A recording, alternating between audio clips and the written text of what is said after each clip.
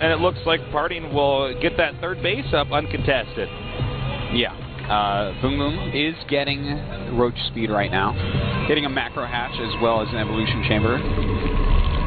So, I mean, this is like a weird area for the game, but the game is normalizing overall. And we're going to have to see, is Boom Boom going to set up for an attack?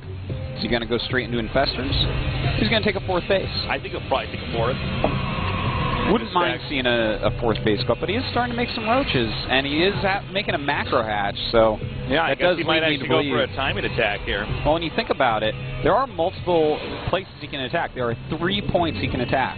Sure. And 2 points, the ramp up to the third base and the natural, that's a very wide area. So if he does decide to just use all 4 hatches and all of his economy eventually to go Roach Ling, then that's going to be a situation where does Parting have enough force fields to stop so much brute force coming in such a wide area? Yeah. Which is, I mean, that's hard to say that he's necessarily able to do that. Well, the Observer would have been in position to spot that. I actually like the Observer spread he has out here. As you can see. See if we just put past it right there. See, yeah. He's going to know exactly what's coming before it gets there. He has it on both sides. This is, you're very right, Tasteless. This is literally his defense here, because as I was saying, that area is too wide. That's something where it's almost impossible to defend. Yeah. So he has the Observers on both sides, and when he sees units coming in, he's going to go fight them in that choke, because he cannot do it in the middle, because it would just, it's too much surface area. So this is intensely intelligent play here from Parting to see, he has to zone this perfectly. But if he screws up once, if he isn't staring at that mini-map and he messes up, he's done for. Yeah, he's screwed. We're going to have Colossus coming out here pretty soon, and it does look like we're going to have a double-sided attack here. The majority of the Zerg units at the top over here. We see a small blip at the bottom, center right. And let's see if this works. Remember, Parting's got some of the best force fields in the business. Does indeed, and there you go. There they are. Good force fields so far. We do have this attack going over to the natural, and look at this. Boom Boom's trying to force him into this wide area. It's starting to work a little bit, but nice force fields going up once again. Thing is, this could be too much. Does he have enough force fields at this point, or does he even have enough units? Yeah, they're coming in here, and they're hitting that Immortal pretty hard.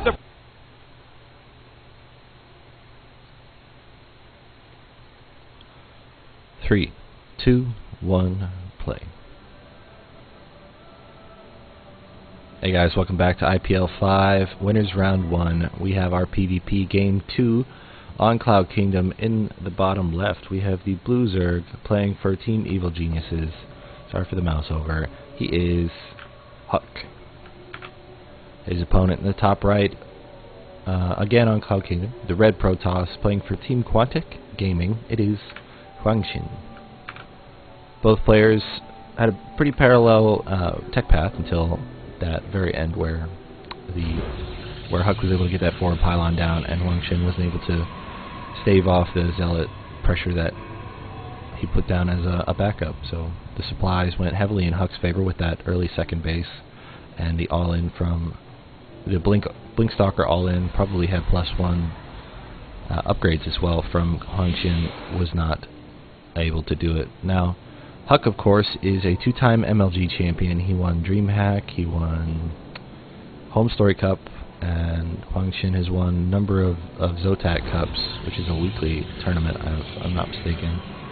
And now he's on Quantic Gaming. So since he's got a brand new team and a whole lot of new members, he'll probably be training very hard to compete in future tournaments. And Huck, of course, trains with players like Stefano now, and Jaedong, and JYP, and now he's actually training with a lot of Liquid players, since they are EG Liquid, or Liquid Geniuses, I think is the colloquial name for them in the GSTL, or not, excuse me, not the GSTL, the Pro League. Yeah, the Kespa Pro League. So they have 8 teams, I think, and they're in week 4 or something like that. And I'm trying to get these casts done actually before GSL comes back on, and it's the next Code S tourney. But we're still seeing the parallel production tab. So even though the gas for Huck is only 1, and that there's 2 gases out for HwangSin. He might be going for something like Stargate play, or even a very, very quick robo before he stacks on another couple of gates. He might go for a very quick Blink Stalker setup again. This is another pretty good map for it. It's not a 2-tier into the main base like it was on Ohana. It's a simple 1-tier, but it's a very long cliff, if you can see. If he had a single observer, it goes very long up here. Now, Huck has decided to put out his first Zealot, and looks like we're going to have the defensive sentry on HwangSin this time. And we're just seriously going to have to wait and see what happens. Like, we have a Twilight Council coming out of Huck this time, so he might be the one who actually goes for those Blink Stalkers. So getting Warp Gate, he does not have the Robo facility, so even if he doesn't get the Observer, he can walk up the ramp, and that's probably what this sentry is for. Walk up the ramp with a single Zealot, and that gives him high ground vision enough so he can start blinking in a chain kind of down along this ramp and do the pressure that he wants to do. And then the forward pylon and the Zealot is just going to be able to keep him going. Now, this is going to be some crazy micro, which you learn in the StarCraft Master custom game, essentially letting one of the units run away whilst the Zealot chases the other one. Now, there was a little bit of hull damage on this sentry, but all in all, he didn't do so much damage with that Zealot, but he was able to get pretty far into the base and scout that there is indeed a robotics facility coming down, and there's one coming down for Huck. He canceled his 2 extra gateways, and he's deciding to put down a Nexus, because he probably sees that HwangSin is going for a little bit of a more defensive thing himself, and put down his own Nexus. So now Huck is only a few seconds behind, actually 2 seconds behind in-game on his Nexus, and he'll be able to keep up with HwangSin's economy. And HwangSin is a little bit supply capped, as is. He didn't actually have any money to get beyond that, but the gas is really creeping up for Huck since he canceled those gateways and hasn't been able to put down anything else. The Twilight Council he canceled along with those 2 gateways, so he switched his tech tree completely, using up a little bit of his gas to get that observer, and he's going to be able to continue scouting and probably hopefully pick off this observer so that HwangSin can't do a lot of scouting himself. Now, while we're waiting, and I keep watching these observers, this one is going to be picked off by the Stalker. Huck's Twitter account, which will of course be below the video on YouTube, is WnrRnd1. It's his real name. It's not anything like E.G. Huck or something like that. It's just WnrRnd1. And HwangSin is Quantic HwangSin. No longer it's Gosu. So we're still going to have to watch and see what happens. It looks like HwangSin might be going for a 3rd, which is pretty ballsy, as he's not even saturated his 2nd mining base, and you almost never see a quick 3rd out of a Protoss unless they're being very, very greedy, and they're going for a number of Void Rays and probably Immortals underneath it, although I've only seen that twice, and one of those was on a ladder against a guy who was smurfing the crap out of me, you know.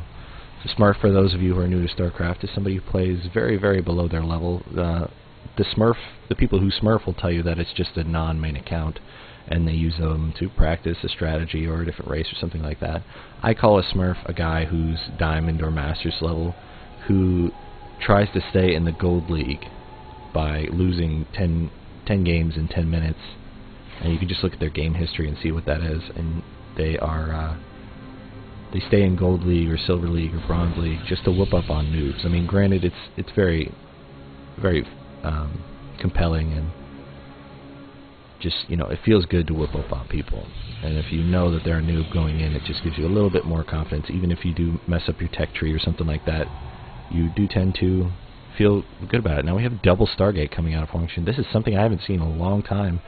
This is pretty powerful if you can actually utilize it correctly. Since he's going against this many sentries and no anti-air, he can lift all he wants. The Zealots will fall very quickly because they are light, as will the sentries. He'll lift those immediately so that there is no Guardian Shield or even force fields against the very few ground units of HwangSin. If he tries to go back to this area and pick up a number of probes, he's going to have to make them really, really count, because Huck is coming in for this attack right now. He's got a single Colossus. This is going to be very, very powerful. The force fields are not out. He's already lost 2 of the sentries. He's lost all of his sentries. These 2 Immortals are going to be dead, and it looks like HwangSin does not have the army to pick this up. He's got 4 Phoenixes, and it looks like Huck has gotten very, very fortunate in his timing attack here. And now the Phoenixes move forward, but right as the Stalkers come in to attack them, the single Immortal here is at the top of the ramp, but there is an Observer, and the Colossus can see up the high ground as well, and now the Immortal is dead.